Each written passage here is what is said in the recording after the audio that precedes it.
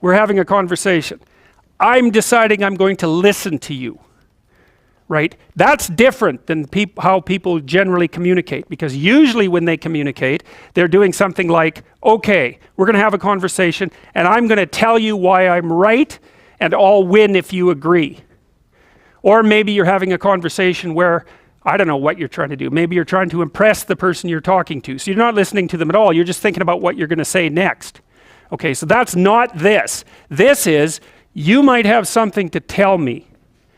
And so I'm going to listen on the off chance that you'll tell me something that would really be useful for me to know. And so you could think about it as an extension of the Piagetian, Piaget talked about the fundamentally important element of knowledge being to describe how knowledge is sought, the process by which knowledge is generated. Well, if you agree with me and I find that out, I know nothing more than I knew before. I just know what I knew before. And maybe I'm happy about that because, it didn't get challenged. But I'm no smarter than I was before. But maybe you're different than me, and so while I'm listening to you, you'll tell me something I don't like. Maybe it's something I find contemptible or difficult, whatever. Maybe you'll tell me something I don't know, and then I won't be quite as stupid. And then maybe I won't run painfully into quite as many things. And that's a really useful thing to know, especially if you live with someone and you're trying to make long-term peace with them, is they're not the same as you. And their way they look at the world and the facts that they pull out of the world aren't the same as your facts. And even though you're going to be overwhelmed with the proclivity to demonstrate that you're right, it is the case that two brains are better than one.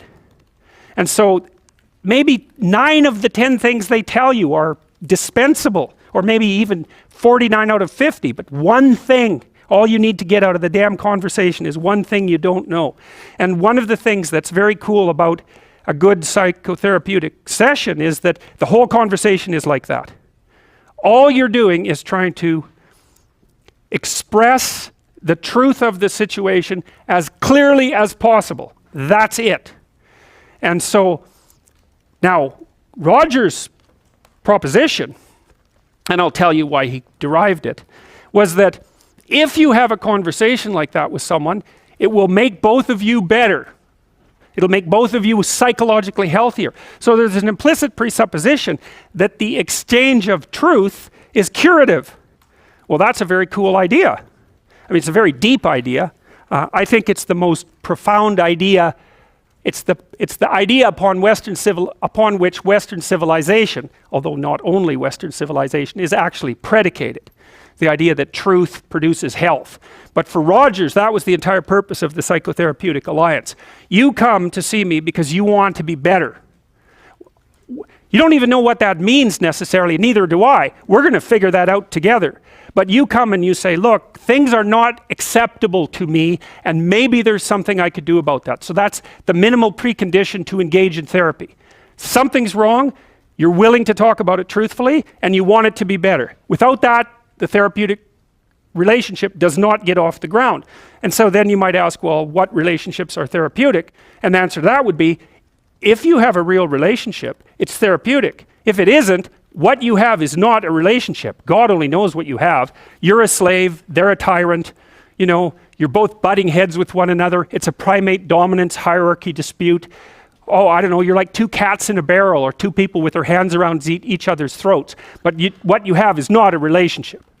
So, all right, we may say that the greater the communicated congruence of experience, awareness, and behavior on the part of one individual, that's a reference to the same idea that I was describing with regards to Jung. So let's say you come and talk to me and you want things to go well. Well, I'm going to have to more or less be one thing, because if I'm all over the place, you can't trust any continuity in what I say. There's no reason for you to believe that I'm capable of actually telling you, I'm capable of expressing anything that's true. So the truth is something that emerges as a consequence of getting yourself lined up and beating all the, what would you call, all the impurities out of your soul, for lack of a better word. You have to be integrated for that to happen, and you do that at least in part by wanting to tell the truth.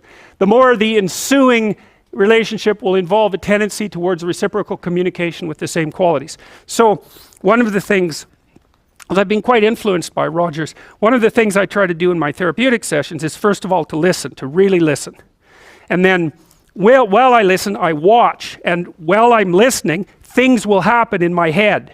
You know, maybe I'll get a little image of something, or I'll get a thought or a question will emerge, and then I'll just tell the person what that is.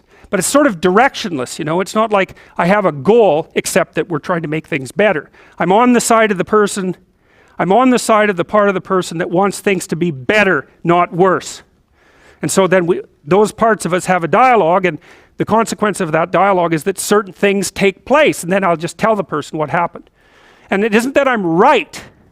That's not the point. The point is that they get to have an hour where someone actually tells them what they think. Here's the impact you're having on me. You know, this is making me angry. This is making me happy. This is really interesting. This reminds me of something that you said an hour ago that I don't quite understand. And the whole point is not for either person to make the proposition or convince the other that their position is correct, but merely to have an exchange of experience about how things are set up. And it's extraordinarily useful for people, because it's often difficult for anyone to find anyone to talk to that will actually listen. And so another thing that's really strange about this listening is that if you listen to people, they will tell you the weirdest bloody things so fast you just cannot believe it. So if you're having a conversation with someone and it's dull, it's because you're stupid. That's why. You're not listening to them properly, because they're weird. They're like wombats or albatrosses or rhinoceroses or something. Like, they're strange creatures. And so if you were actually communicating with them and they were telling you how weird they really are, it would be anything but boring. So, and you can ask questions. That's a really good way of listening. But, you know, one of Rogers' points is, well, you have to be oriented properly in order to listen. And the orientation has to be, look, what I want out of this conversation is that the place we both end up is better than the place we left. That's it. That's what I'm after. And if you're not after that, you got to think, why the hell wouldn't you be after that? What could you possibly be after that would be better than that? You walk away smarter and more well-equipped for the world than you were before you had the conversation, and so does the other person. Well, maybe if you're bitter and resentful and angry and anxious and, you know, generally annoyed at the world, then that isn't what you want. You want the other person to walk away worse, and you too, because you're full of revenge. But, you know, you'll get what you want if you do that. So we know from our research that such empathic understanding, it's already defined that. I want to hear you. I want to hear what you have to say so we can clarify it and move forward. I want to have your best interests in mind, and mine as well, but, you know, both at the same time. Your families too, if we can manage that. We're after making things better. We know from our research that such empathic understanding with a person, not about him, is such an effective approach that it can bring about major changes in personality. Some of you may be feeling that you listen well to people and that you have never seen such results. The chances are very great that you have not been listening in the manner that I've described. Fortunately, I can suggest a little experiment that you can do to test the quality of your understanding. The next time you get into an argument with your wife or your friend or a small group of friends, stop the discussion for a moment and, for an experiment, institute this rule. Each person can speak up for himself only after he has first restated the ideas and feelings of the previous speaker accurately. And what accurately means is they have to agree with your restatement. Now that's an annoying thing to do, because if someone is talking to you and you disagree with them, the first thing you want to do is take their argument, make the stupidest possible thing out of it that you can, that's the straw man, and then demolish it. It's like, so then you can walk away feeling good about it, and, you know, you primate dominated them really nicely. So, but that isn't what you do. You say, okay, well, I'm going to take what you told me, and maybe I'm even going to make your argument stronger than the one you made. That's useful if you're dealing with someone that you have to live with, because maybe they can't bloody well express themselves very well, but they have something to say. So you make their argument strong. All right, then you see what this would mean. It would mean that before presenting your own point of view, it would be necessary for you to really achieve the other speaker's frame of reference, to understand his thoughts and feelings so well that you could summarize them for him. Sounds simple, doesn't it? But if you'll try it, you'll find that it's the most difficult thing that you've ever done. Okay, good. We'll leave it at that, and then we'll see you on Tuesday.